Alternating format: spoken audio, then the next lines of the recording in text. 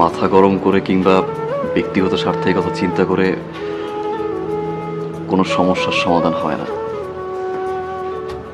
ওই দিন হয়তো আমি আপনাকে অনেক কিছু বলে ফেলেছি যা আসলে আমার ঠিক হয়নি, এই জন্য সরি।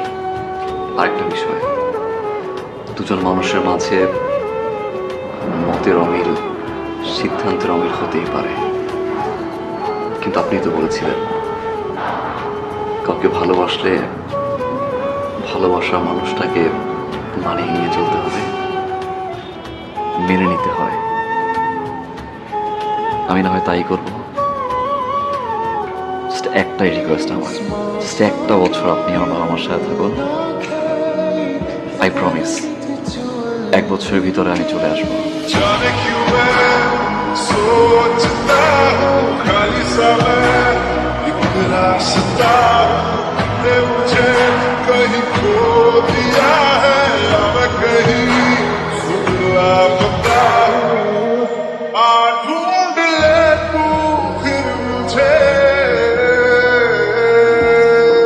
बस मैं भी दूं तो क्या तुझे,